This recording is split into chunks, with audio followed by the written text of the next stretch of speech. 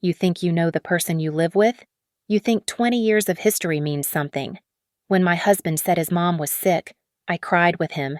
When he needed to fly to Denver alone, I packed his bag. But he didn't know my phone buzzed twice. Transfer one $5,000. Transfer two $12,000. By the time his flight landed, I was on a video call with his sister and his CEO, and I had my spreadsheet open. My name is Alara. I am 38 years old, and my world is built on the predictable comfort of data. I find patterns in chaos. It is my job and my nature. I was deep inside a quarterly variance report, the soft blue light of my monitor painting the walls of my home office, when the silence of our Chicago brownstone was broken. Marcus, my husband of 15 years, was standing in the doorway. At 40, he was a senior finance director, a man defined by bespoke suits and an aura of unflappable confidence. The man in my doorway, however, was a ghost. His shoulders, usually so broad, were slumped. His tie was loose, his face ashen and drawn. He looked hollowed out. "Ilara," he said. His voice was a rasp. I swiveled in my chair, the spreadsheet dissolving from my focus. "Marcus, what is it? What's wrong?" He didn't come into the room, just leaned against the frame as if his legs might give way. "It's Mom." A cold spike of adrenaline shot through my stomach. "Patricia, what happened? Is she okay?" "She's sick, Ilara. They found something." He dragged a hand through his perfect hair, messing it for the first time I'd seen all week. "It's bad. They found it in Denver. I have to fly out. Tonight." Denver. The word hung in the air. Nonsensical. His mother lived in Sarasota. Denver. I was already standing, moving toward him, my own heart hammering a painful rhythm against my ribs. "My God, Marcus, of course. Let me throw a bag together. I'll come with you." I reached for him, but he held up a hand, stopping me 3 feet away. "No, babe, no." He shook his head, his eyes avoiding mine, staring at a point on the wall just past my shoulder. "I need to handle this alone. It's not good. I don't want you to see her like this. Not until I know more." "See her like what? What did they find?" "It's complicated," he said. "The ultimate corporate deflection. It's some rare specialty clinic. They're the only ones who can manage this. I have to be there. I have to make the medical decisions." The finality in his voice was chilling. This time, I ignored his defensive posture and closed the distance, wrapping my arms around his waist, pressing my face into the crisp cotton of his shirt. I expected to feel the familiar, solid warmth of the man I knew. Instead, he was rigid, a statue of tension. He didn't melt into me. He didn't hold me back. It wasn't the embrace of a grieving son seeking comfort. It was the stiffness of a man in a hurry, impatiently waiting for the embrace to end. He gave my shoulders a quick, detached pat. "I already booked a red-eye. It leaves in 3 hours. I need to go, immediately." My heart broke for him, for his pain, for his mother, for this sudden, awful weight. "Okay," I whispered, pulling away, my mind shifting instantly into support mode. "Okay, go, take a minute. I'll pack your bag." My sympathy was a heavy blanket, smothering the tiny, analytical part of my brain that was flagging inconsistencies. While he was in the bathroom, I pulled his weekender bag from our closet. I laid out comfortable clothes joggers, soft t-shirts, a hoodie, things one wears in a hospital waiting room. He came out and walked right past my choices. He opened his side of the closet and pulled down his charcoal gray business suit, the one he wore for major client meetings. "Marcus," I asked, my hands freezing on a pair of socks. "You're going to a hospital, not a boardroom." "I need to look credible. Ilara," he snapped, his voice sharp. "I have to talk to doctors, to administrators. I can't look like a mess." It felt wrong, but I didn't argue. He was under immense stress. I watched as he went to his dresser and retrieved his most expensive bottle of cologne, the sandalwood one I bought him for his 40th birthday. He tucked it carefully into his toiletries bag. a business suit and expensive cologne for a bedside vigil. He zipped the bag with a decisive, violent pull. "I'll call you when I land," he said, already moving down the hall. "Wait," I called out, following him. "What's the name of the clinic I want to send flowers? Or at least I'll know where to call." He stopped at the top of the stairs, his back to me. For a second, he didn't move. When he finally turned, his face was a careful, blank mask. "It's the Rocky Mountain Specialty Medical Center." The name was laughably generic. It sounded like a placeholder, but I nodded, committing the clumsy lie to memory. "Okay, be safe. I love you." He walked to me at the door. I braced for a deep, desperate kiss, the kind of kiss that says I'm terrified. "Hold me." Instead, he leaned in and pressed his lips to my forehead. It was a cold, dry, papery gesture, a kiss of dismissal. "I'll handle this," he said. He picked up the bag. I watched through the living room window as he climbed into the waiting Uber, the one he must have called while I was packing his suit. The car's taillights disappeared down our quiet Chicago street, heading for the highway, heading for O'Hare. I stood in the heavy silence, my heart aching with sympathy, but beneath it, a tiny, cold wire of doubt had just been tripped. The house was too quiet. The silence, which was usually a comfort after a long day of analyzing market trends, now felt heavy and oppressive. Marcus's cold kiss was still a phantom sensation on my forehead. It had been about an hour since his Uber pulled away. He should be at O'Hare by now, navigating the TSA line. His mind a whirl of anxiety about his mother. My own anxiety was a low, insistent hum. I needed to do something, to be the caretaker he always said I was. I wanted to comfort Patricia, to let her know we were thinking of her, that Marcus was on his way, that I was here for whatever they needed. I picked up my phone, my thumb hovering over her contact. Maybe I should wait. Marcus had said he didn't want me to see her like this, but a phone call was different. She was alone in Florida. She would need support. I pressed the call button. The phone rang twice, and then her voice, bright and reedy, filled my ear. "Alara, honey. What a surprise I was just telling Beatrice you two never call me enough." I frowned, sinking onto the arm of the sofa. She sounded cheerful, perky, even. "Patricia, are you okay? How are you feeling?" "Me. Oh, I'm fine, dear. Just fine. Annoyed. Mostly. I was one number away from the bingo jackpot last night. One number, and that loud woman from Unit 3B, Mildred, snatched it right from under me. Said she needed the money for her poodle's ridiculous sweater.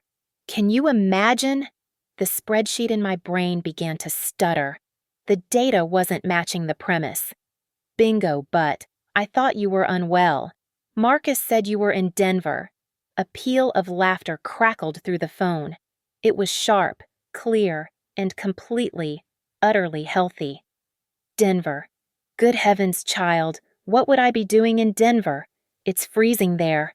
No, I'm right here in Sarasota, about to head to my water aerobics class. Marcus must be confused. He's probably talking about his big client meeting in Denver. Did he get his dates mixed up? My blood felt suddenly cold, sluggish in my veins. The air in my lungs turned to stone. "Client meeting," I repeated, my voice flat. "Yes, I think that's next week. Anyway, sweetie, I have to run, or I'll miss the warm-up, and you know how my hips get. Give Marcus my love." The line clicked. She was gone. I sat in the silence, my heart hammering a new, frantic rhythm. She's in Sarasota. She's fine. She was one number away from the jackpot. My fingers felt numb as I opened my text messages. I typed, deleted, and retyped. "I just called your mom. She seems fine. She's in Sarasota. What is going on?" I hit send. The blue bubble just sat there. I stared at it, my pulse thudding in my ears. 1 minute, 2. Then, the 3 little dots appeared, disappeared, and appeared again. He was crafting a response. The reply came in, a solid block of text. I didn't want to panic her. I'm in Denver to see the doctors first, to get the lay of the land. It's precautionary. She doesn't know the specifics. Please, Alara, just trust me. I am trying to protect her. Don't say anything to her. Please. I read it once. I read it twice. The explanation was just plausible enough to be insulting. It was a flimsy patch on a gaping hole. Why would a specialist clinic in Denver be involved before the patient even knew she was sick? Why would he fly across the country on a red-eye for a precautionary meeting? He was counting on me to be the caretaker. He was counting on me to accept his pain, to smother my own logic with empathy. Just trust me. My unease solidified into something hard and sharp. It wasn't just doubt anymore. It was suspicion. I put the phone down and walked back to my office. I sat in my chair, the variance report still glowing on the screen. I closed it. I am an analyst. I deal in facts. The story I was given was flawed. It was time to find the real data. We had a shared family Uber account. It was practical. I logged in on my desktop, the interface clean and simple. I opened the ride history. There it was. Tonight, 7:45 p.m., a black Toyota Camry. The pickup was our address. Correct. The drop-off. My breath caught. The drop-off was not O'Hare International Airport. He had taken the ride 40 minutes south. The trip terminated at the departure curb of Midway Airport, a different airport, a smaller domestic airport, primarily serving Southwest. O'Hare was the hub for international flights, for the big carriers. Midway was different. Why would he lie to me about the airport? You don't lie about something like that by mistake. It was a conscious, deliberate choice. O'Hare was north. Midway was south. You don't confuse them. The lie about his mother was grotesque. The lie about the airport was strategic. I stared at the map on the screen, the little red pin marking his true destination. The cold wire of doubt I'd felt earlier was no longer a doubt. It was a hook, and it was pulling me down into the dark. My suspicion was no longer a feeling, it was a hypothesis. And a hypothesis requires data for validation. I closed the Uber app. My fingers moved across the keyboard with a practiced, steady rhythm. The empathy and fear I had felt an hour ago were gone, replaced by a cold, quiet efficiency. It was the state I entered when I was deep in a complex data set, hunting for an anomaly. I opened a new browser tab and navigated to our joint checking account. Marcus and I had merged our finances when we bought the house, a decision he had insisted on, calling it a symbol of ultimate trust. I entered the password our anniversary, ironically, and the screen populated with the mundane summary of our shared life. Mortgage payments, groceries, utility bills. I clicked on Activity. My eyes scanned the list, moving backward. Last night's dinner, my Amazon purchase, the electric bill, then the recent transactions, the pending charges. I was looking for an airline ticket to Denver, purchased today. There should have been a charge from United, or maybe American, the main carriers out of O'Hare. There was nothing. No charge from American, no hold from United Airlines, no transaction, pending or cleared, for a flight to Denver. My hypothesis was gaining strength. I kept scrolling, and then I found it. A pending charge from 3 hours ago, timed just before he left the house. The vendor Southwest Airlines. The amount $2,400. Southwest, the primary airline at Midway. The price, $2,400, was wildly expensive for a last-minute single domestic flight, even for a medical emergency. It was, however, a very reasonable price for 2 first-class cross-country tickets. The anomaly was found. Now, the context. I looked at the top of my phone screen. The 2 notifications I had idly registered when Marcus was telling me his story, the ones I had dismissed in my surge of sympathy, were still there. Alerts from our banking app. I had set them up to ping me for any transaction over $1,000. I opened the banking app. It was all there, recorded with digital precision. First alert, a Zelle transfer. Time 7:15 p.m. Amount $12,000. My stomach hollowed out. $12,000. Sent just 30 minutes before he told me about his sick mother. The recipient, Chloe Jensen. The second alert, a wire transfer. Time 7:16 p.m. Amount $5,000. Recipient, Levian Jewelers. Custom order. I stared at the screen, the numbers burning into my retina. $12,000 to a person, $5,000 to a jeweler, a total of $17,000 drained from our primary account in 2 minutes. Chloe Jensen. The name was not anonymous. It hovered just at the edge of my memory, a piece of professional trivia. Marcus had mentioned her. I typed the name into the search bar, adding the word LinkedIn. Her profile loaded instantly. A glossy headshot of a smiling blonde woman. She couldn't have been more than 25. The headline was Financial Analyst at Axiom Global. Axiom Global. Marcus's firm. Her profile listed her as a recent hire, starting just 6 months ago. She was, according to her own bio, a member of the Senior Finance Director's Special Projects team. She was on Marcus's team. The pieces clicked into place with the sickening, final sound of a vault door closing. Marcus, my husband of 15 years, had not lied about his mother's health in a moment of panic. He had not confused the airports. He had executed a plan. He had faked a family tragedy to get out of the house. He had lied about his destination. And he had just sent $17,000 of our shared money to a 25-year-old colleague and a high-end jewelry store. A wave of nausea, acidic and hot, rose in my throat. I swallowed it down, my hand gripping the edge of my desk. The analyst in me had one final, cold thought. This wasn't an affair. This was an extraction.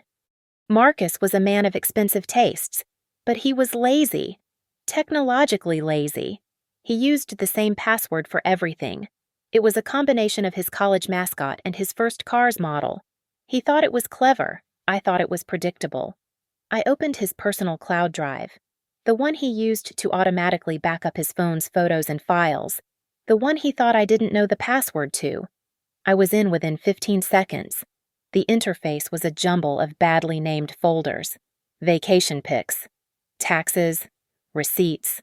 I clicked on Receipts. He was meticulous about scanning things for work, and his personal and professional lives often blurred. I scrolled. Car maintenance, dinners, subscriptions, and then, at the top, a file uploaded just this afternoon. SWW flight confirm 1109. My hand was so steady it almost scared me. I clicked the link. It wasn't a receipt. It was the full itinerary from Southwest Airlines. The flight was not to Denver. It was 2 tickets, non-stop from Midway to Las Vegas, leaving tonight at 9:30. I scrolled down to the passenger names, my blood roaring in my ears, but I already knew. Passenger 1 Marcus. Passenger 2 Chloe Jensen. Las Vegas. Not a hospital. Not a grieving son. A business suit and expensive cologne for a night in Vegas with his 25-year-old analyst. The $2,400 was for 2 last-minute premium seats. My gaze drifted to his email, which was also synced to the drive. A new confirmation had come in just hours ago. Your cosmopolitan penthouse awaits you. I opened it. A wraparound terrace suite, a private bar, 5 nights, booked and paid for, with a note in the special requests field. Please have champagne and strawberries on arrival, celebrating a new beginning. A new beginning. The bile rose in my throat again, but I forced it down. There was more. A separate folder. Jewelry. Inside, a single file. The paid invoice from Levian Jewelers for the $5,000 wire transfer. It was itemized. Item 1, 14-carat white gold diamond tennis bracelet. 3 carats. Custom engraving for my C.J. Forever. Forever. A word he hadn't used with me, not genuinely, in years. He was buying her a forever bracelet with the money from our joint savings account, the money I had earmarked for our kitchen renovation. The betrayal was so brazen, so utterly contemptuous. It almost defied belief. But the data was clean. It was indisputable. I sat back, my mind racing. This was a vacation, a dirty, expensive, humiliating vacation. He would drain the account, then come back in 5 days, full of apologies and more lies about his mother. But something didn't fit. The scale of it felt bigger. I went back to the root directory of his cloud drive. I scrolled past the obvious folders. I was looking for the anomaly, and I found it, a folder hidden in plain sight, named Project Phoenix. Marcus loved corporate buzzwords. Phoenix was his favorite, rising from the ashes. A new start. He'd used it for a failed startup idea 10 years ago. I opened the folder.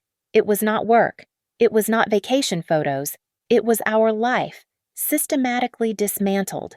The first file was a PDF, a lease agreement, unsigned, for a luxury high-rise apartment on the shores of Lake Zurich, in Switzerland.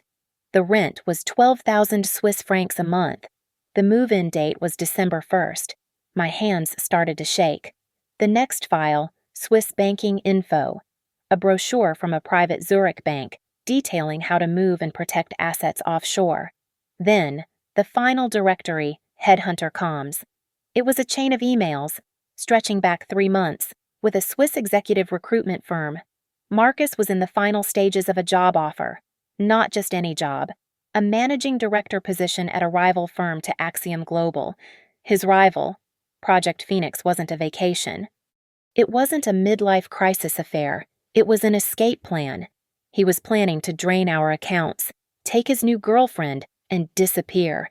He was going to start a new life in Switzerland, leaving me in Chicago with an empty house, an empty bank account, and the story of a sick mother. He wasn't just leaving me, he was liquidating me. A Zurich lease was a plan. Bank transfers were a crime. But this was a violation. My mind, which had been processing the logistics of his escape, could not yet compute the contempt required to build it. Within the Project Phoenix folder, there was another subdirectory, Project Audio. Marcus was obsessed with recording his calls. He claimed it was for maintaining accuracy during complex negotiations, using a simple app on his phone that automatically transcribed and saved everything. He was, I now realized, arrogant enough to record his new life as well as his old one. I scrolled through the files. Most were labeled with corporate jargon. Axiom Q4 projections. Vendor call. But one, dated 2 days ago, was different. It was just Vegas planning session. My hand hovered over the mouse. This was the abyss. I had found the map of his escape.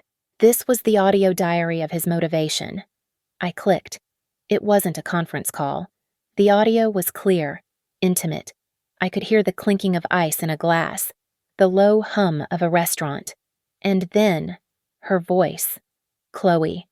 It was bright, high, and laced with a youthful arrogance I recognized from new hires who thought they knew everything.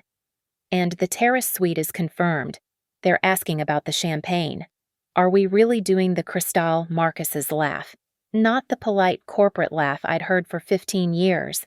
This was a deep, genuine, chest-rumbling laugh. The one I hadn't heard since our honeymoon. Only the best. See, Jay, this isn't just a trip. It's a launch. We're celebrating. I still can't believe you actually went with the sick mom excuse, she said, her voice giddy. That is so unbelievably classic, like something from an old movie. My back went rigid. I stopped breathing. Marcus chuckled again, a low, condescending sound. Trust me, Ilara is the most predictable person on earth. She's a caretaker. It's her entire personality. All you have to do is give her someone to worry about, and she'll never, ever see anything else. She'll be so busy wringing her hands and making chicken soup that she won't even look up while we're sipping champagne in Vegas. A small, choked sound escaped my throat. He had taken my love. my deepest instinct to nurture the people I cared about, and he had turned it into a punchline. He had identified my empathy as a bug in my system, a vulnerability to be exploited. But what happens when she finds out we drained the savings account? Chloe asked. The practical 25-year-old analyst. She'll call a lawyer, Marcus said, his voice dismissive, bored. She'll do the sensible, predictable thing. By then, we'll already be in Zurich. The accounts will be locked, the assets transferred. It won't matter. She can have the house in Chicago. She can have the furniture. It's the price of freedom. The price of freedom. Our life. Our home. Our 15 years of history, of shared dinners and inside jokes and grieving his father's death. All of it reduced to an entry on a balance sheet.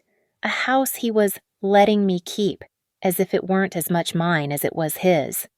The recording continued. They moved on to discussing restaurants in Las Vegas, but I wasn't listening. The sharp, devastating pain I had expected didn't come. The floor didn't drop out from under me. I didn't break down. Instead, I felt a sensation I had never experienced before. It was a perfect, absolute void.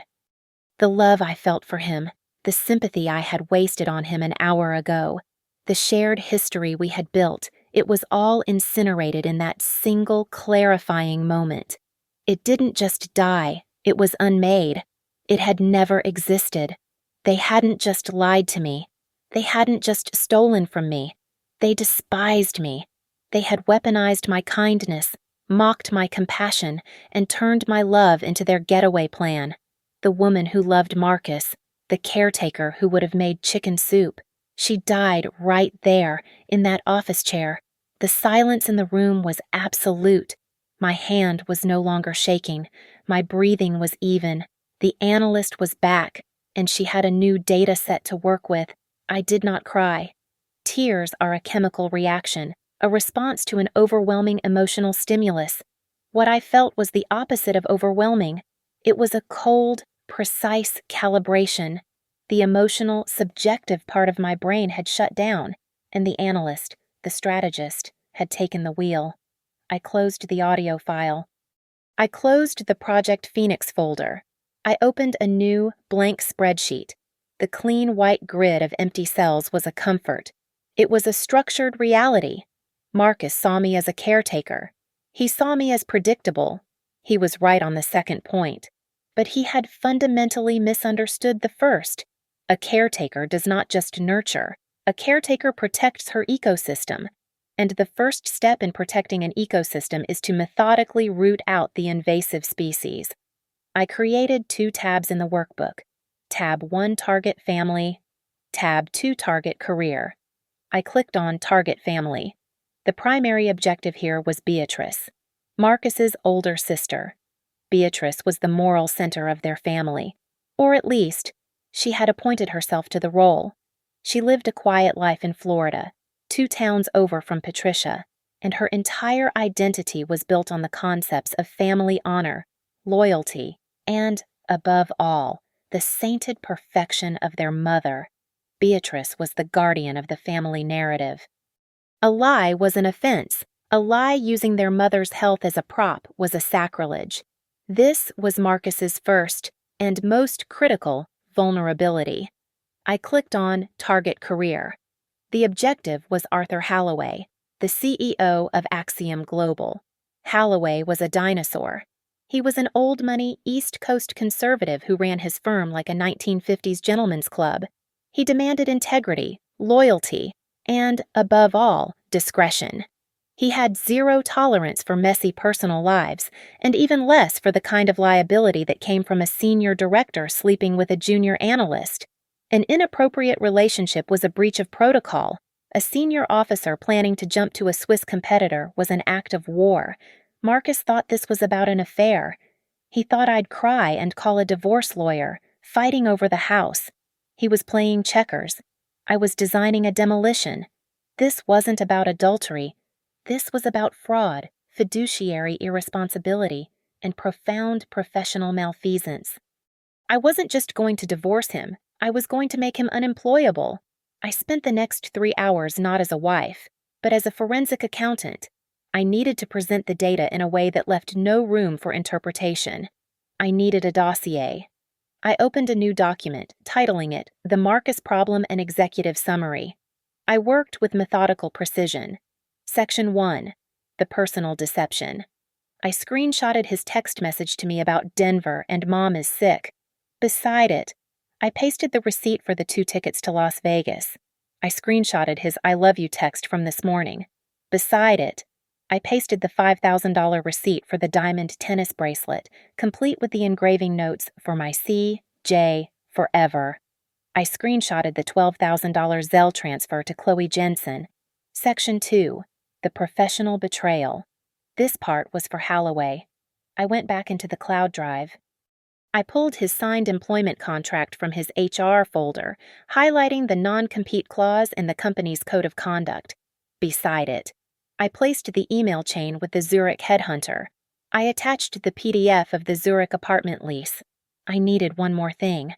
I dug into his scanned corporate card receipts. It took me 20 minutes, but I found them. 5 team dinners over the last 2 months, charged to the company. The receipts were from the most expensive, intimate restaurants in Chicago, and the itemized bills all showed 2 entrees, 2 salads, and, invariably, 2 glasses of high-end champagne. They weren't team dinners. They were dates. He was expensing his affair. At 2 a.m, I was finished. I had a single password-protected PDF file. It was a beautiful, terrible document. It was the architectural blueprint of my husband's complete and total destruction. I saved the file to my desktop. I closed the spreadsheet. Marcus's flight, the one to Las Vegas, had landed an hour ago. He and Chloe were probably checking into their penthouse. They were probably opening the champagne. I looked at the clock. It was too late to call anyone. But tomorrow morning, the market would open, and so would my war. Everything was ready. I didn't sleep. Sleep was a luxury, a state of vulnerability I could no longer afford. I sat in my office, the sky outside my window slowly turning from the black of night to the bruised purple of dawn. My home, the one he was letting me keep, felt like a command center. At 7:34 a.m., right on schedule, my phone lit up. It was a text from Marcus. Last night was awful. The doctors are really worried. It's worse than we thought. I'm so tired. I read the words, marveling at the craft. He was good. He was seeding the narrative, setting up the next phase of his lie, already anticipating his grief-stricken return. He was playing the caretaker. I picked up the phone. My fingers flew across the screen, composing my own performance. Oh, honey, I'm so sorry. My heart is just breaking for you. Please be strong. Tell me if there is anything at all I can do. I am praying for your mom. I love you. I set the phone down, my thumb hitting send. The lie sat in the air between us, a toxic cloud. He would read it and be reassured. He would see his predictable caretaker, worrying and making chicken soup from 1,000 miles away. He had no idea the caretaker was now a saboteur. Before he could even reply, I was on my second action. I picked up the phone again, but this time I dialed the private client line for our bank. A cheerful voice answered. Good morning, Mrs. Evans. How can I help you today? I pitched my voice lower, infusing it with a tremor of fear and concern. It was the voice of the woman Marcus thought I was. Listen, I need your help. My name is Alara Evans. I'm a joint owner on all accounts with my husband, Marcus. Of course, Mrs. Evans. What can I do for you? Something is terribly wrong, I said, letting a small, controlled sob catch in my throat. My husband, he's not himself. He's on a trip, and he's acting erratically. I just saw 2 extremely large, unusual transactions from yesterday, one for $12,000 and another for $5,000. This is not like him. I'm terrified he's with someone, that he's being manipulated or is under some kind of undue psychological influence. He sounded confused on the phone. The cheerful voice was gone. replaced by a grave professional. I understand, Mrs. Evans. Undue influence is a very serious matter. What would you like us to do? I need you to freeze everything, immediately. Freeze the joint checking, the savings, and all associated credit cards. I want a complete lockdown. No more money can go out. I need to protect our assets. I need to protect him. Yes, ma'am. As a co-owner reporting suspicious activity, we can place an immediate security hold. I am initiating that now. I could hear her typing. Okay, the accounts are now frozen. Nothing can be withdrawn or charged. Thank you, I breathed, the picture of relief. But there's one more thing. The remaining funds in our checking account, before the freeze is finalized, can I transfer that balance I need to be able to pay our mortgage? I need to make sure our bills are covered while this is happening. Yes, you are a full owner on the account. You have every right to move those funds. I have a separate personal account at your bank. Can you move the remaining balance there? I read her the account number. Of course. The remaining balance is $22,450. I am transferring that now. Is there anything else? No, I said. The performance complete. Thank you. You've been a lifesaver. I hung up. Action 1 and 2 were complete. The financial tap was turned off. The money he was counting on to fund his 5-star Vegas trip, the money he planned to use for room service, for another bottle of Cristal, for their escape was gone. He was in Las Vegas with his 25-year-old girlfriend, and his credit cards were now just useless pieces of plastic. I stood up and walked to the kitchen. I made myself a cup of Earl Grey tea, strong, no sugar. I carried the steaming mug back to my desk. It was 8:15 a.m., time for Action 3. I opened my laptop, clicked on the video conferencing app, and checked my appearance in the small preview window. I looked tired. Good. I looked worried. Perfect. I pulled up my contacts. My mouse hovered. Just for a second. Then I clicked the Start Video Call button. It was time to deploy the data. The call rang twice before Beatrice's face appeared, her image grainy and pixelated from the Florida morning sun backlighting her kitchen. She looked frazzled, a coffee mug halfway to her lips. Ilara, what's wrong? Your text message sounded like the world was ending. Is it Mom? Is she okay? I let out a breath I hadn't realized I was holding. I arranged my face into a mask of exhaustion and confusion. This was the performance. I let my hand, the one not holding the hot tea, tremble slightly. Beatrice, I started, my voice a practiced, unsteady whisper. I don't know how to say this. I'm so scared. Marcus left last night. He left for Denver. I know, she said impatiently. He called me. It's awful. Just awful. How is she? Have they said anything new? I looked directly into the camera, letting a single perfect tear well in the corner of my eye. I did not let it fall. That's why I'm calling, Beatrice. He told me he was flying to Denver to be with your mom, but I got worried this morning. I called Mom, and she's fine, I whispered. She's in Sarasota. She was complaining that she missed the bingo jackpot last night. The silence from the other end was absolute. Beatrice's expression didn't shift. She just stared, processing the data. He lied to you, she finally said, her voice flat. It's worse than that, I said, my voice finally breaking with the staged emotion. Beatrice, I think he's in serious trouble. I think someone has him. What are you talking about? I have to show you. I clicked the button to share my screen. I was careful not to show her the dossier. That was for his career. This was for his family. I showed her the bank's homepage. He didn't go to Denver, I said, my voice the narrator of a tragedy. I found the receipt. He flew to Las Vegas. Las Vegas, Beatrice whispered, her hand coming up to her mouth. That's not possible. He took someone with him. I clicked to the next tab, the LinkedIn profile of Chloe Jensen, a woman from his office. She's 25. I could see the gears turning in Beatrice's head, the shift from confusion to a more familiar, sordid understanding. But I hadn't even gotten to the knife twist. And then there are the bank transfers, I said. He sent them right before he left. I showed her the screenshot. The $5,000 for the jeweler, and the $12,000 sent directly to Chloe Jensen. Beatrice's face, which had been pale with shock, suddenly flooded with a dark, furious red. He told me our mother was dying. He used our mother's health.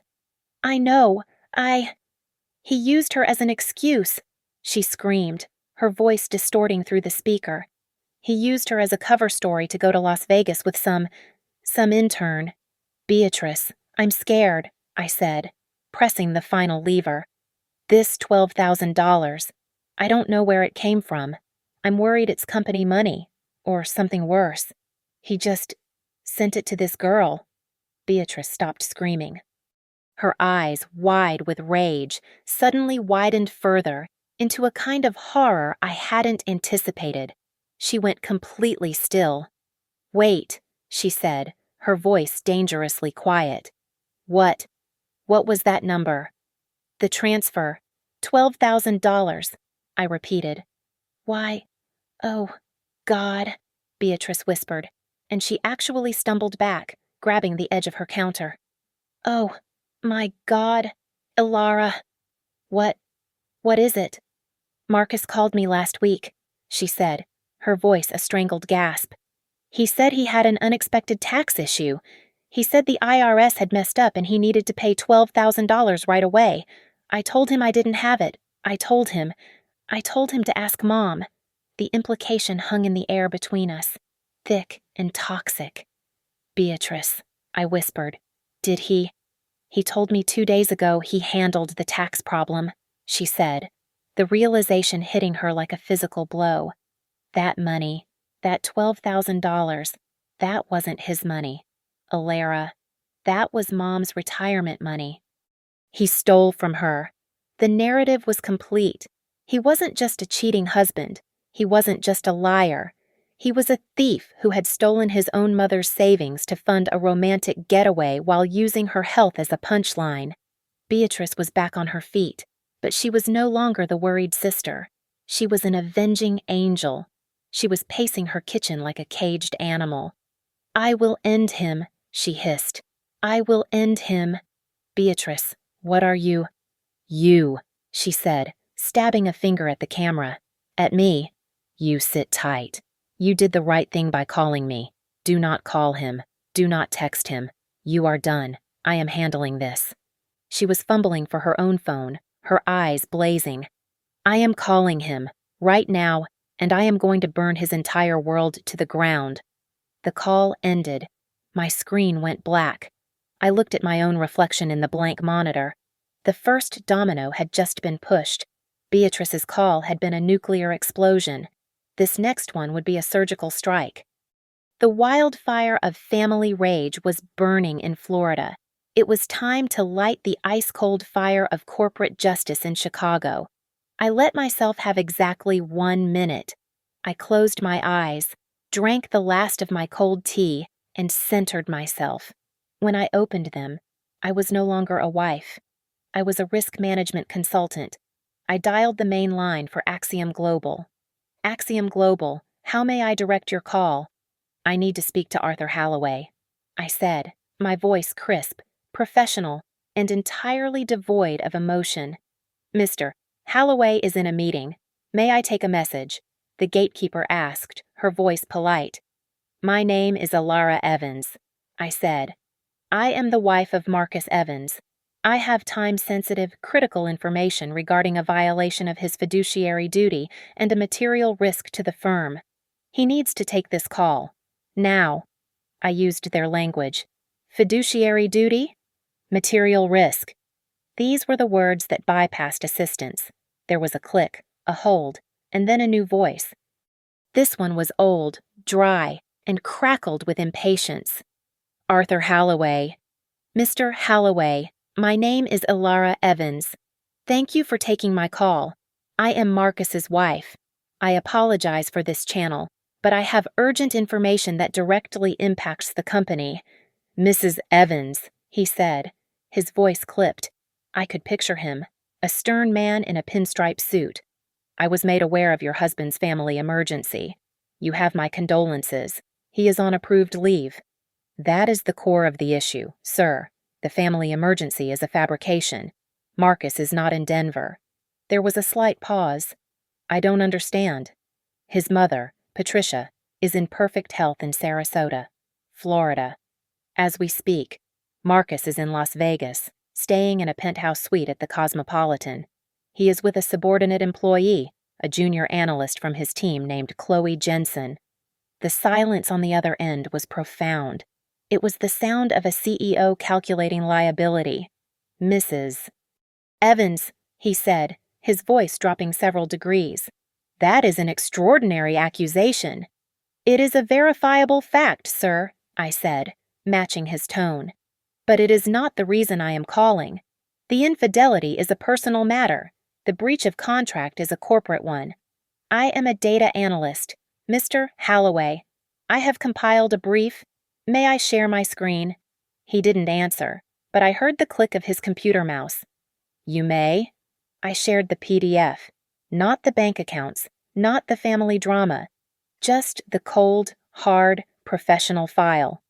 You have a copy of this in your inbox, but I will summarize. Section 1, Fraudulent Leave. Here you see his request for emergency family leave, citing Denver, and here, the receipts for 2 first-class tickets to Las Vegas, and the 5-night hotel confirmation. Section 2, Misuse of Corporate Assets. I clicked to the next page. These are his corporate card statements for the last 6 months. You will see numerous team dinners at restaurants like Alinea and Maple and Ash. The itemized receipts show they were all dinners for 2, with significant alcohol purchases, all with Miss Jensen. He has been expensing his affair. Halloway made a noise, a low grunt of disgust. This is a human resources disaster. It is, sir, I said. But please direct your attention to Section 3. This is the Project Phoenix folder. I showed him the screenshot, the name, the Zurich files. I am not sure what Project Phoenix is, I said, but it appears to contain his plans.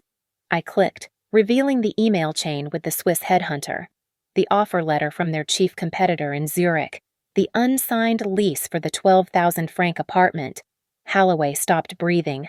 I could hear it, the shallow intake of air, and then nothing.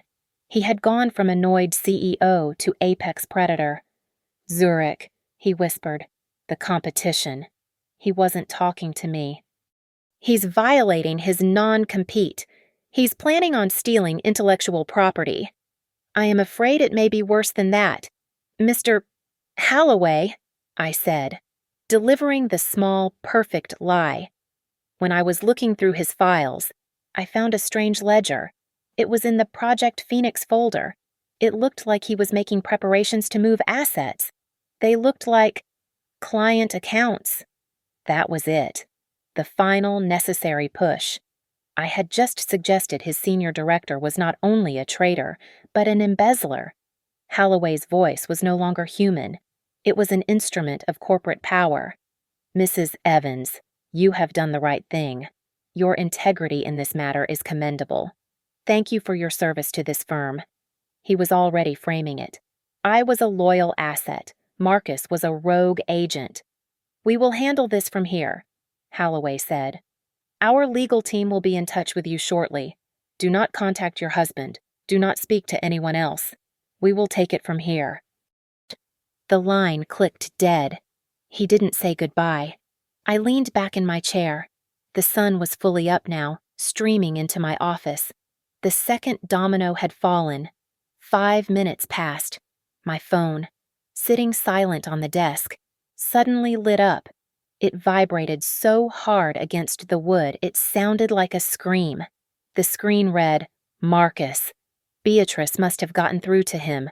Or perhaps Halloway's legal team was faster. The phone buzzed, stopped, buzzed, stopped. A frantic, desperate rhythm. He was calling again and again. I looked at his name. I watched the screen glow, and I let it ring. The phone had buzzed itself halfway across the desk, a frantic, vibrating testament to his panic. After the 10th call, I finally pressed the green icon and put the call on speaker. The sound of my own quiet breathing was the only noise in the room. Ilara. His voice was no longer the smooth, confident baritone of a finance director. It was a raw, terrified shriek. What did you do? What the hell did you do? I'm not sure what you mean. Marcus, I said, my voice as calm as the still surface of my tea. My cards are declined. The hotel, the corporate card, everything. I'm at the front desk, and they're all declined. I took a small sip. That does sound stressful. Which cards are you referring to? Honey, the joint checking and savings cards that you used to buy a $5,000 bracelet, or the corporate card you used to expense your dates. The silence that followed was so complete I could hear the tinny, high-pitched music from the casino floor on his end. He was, for the first time in our relationship, speechless. You, he finally whispered. How did you know? Did you think I was just going to sit here and make chicken soup? I asked, the words tasting like victory. How is Vegas? I hear it's lovely this time of year. Your mother, by the way, sends her love from Florida. She's doing much better. You don't understand. He scrambled, his voice dropping into a desperate, pleading tone. You don't know what you've done. You've ruined everything. Everything. As he was speaking, a small notification slid onto my laptop screen. An email from Arthur Halloway. The subject line was 3 words, termination of employment, immediate. Am I the one who ruined things? Marcus, I asked, clicking the email open. I just got off the phone with Beatrice. She was surprisingly upset. She seems to think you borrowed your mother's retirement money. That $12,000 to buy your new girlfriend a present. You bitch, he roared. You'll never see a single cent from me. I'll file for bankruptcy. You'll get nothing. Oh, I'm not worried about a single cent. Marcus, I said, a small smile playing on my lips. I'm much more interested in Project Phoenix. The name hit him like a bullet. He made a small, gasping sound. You don't know what you're messing with, he hissed. That project, that was the only way to leave me. To start your new life in Zurich. No, he screamed, his voice breaking, a sob of pure, unadulterated terror ripping from his throat. It was the only way to cover the trades, the only way out. Halloway is being investigated by the SEC. I was his fall guy. That project was my only way to get out from under him, to frame him before he framed me. You just told him where I kept all the records. The final piece clicked. My God, he wasn't just running from me. He was running from a federal investigation. He wasn't just a cheater. He was a cornered rat, willing to burn his boss, his mother, and his wife to escape. And my small lie to Halloway had been the absolute truth. Oh, I said, and I allowed myself to smile, a wide, genuine smile. So, Arthur Halloway was very grateful when I told him where you kept your insurance policy. I suppose his legal team will be in touch with you before the SEC. That seems efficient. From his end, I heard a new sound, a loud, insistent pounding. I heard Chloe's voice, high and panicking. Marcus, who is at the door? There's security out here. They're at the door. They said the credit card was fraudulent. Ilara! Marcus was crying now, openly sobbing into the phone. Ilara, please don't do this to me. Call them off. Tell them it's a mistake. A mistake? I asked, my voice as cold as the void he had left in my life. You mean like your mother's illness? I looked at the termination letter on my screen. I looked at the sunny morning in my quiet, peaceful office. Good luck explaining your family emergency to casino security. Marcus, I said. Goodbye. I pressed the red icon, ending the call. I silenced my phone, blocking his number. I picked up my teacup and took a long, slow sip. It was still warm. Thank you for listening to my story. Please comment below and let me view all of your thoughts so we can connect and share our thoughts. Be sure to subscribe to Lily Revenge Stories, like this video, and give it extra support by hitting that hype button so more people can hear this story.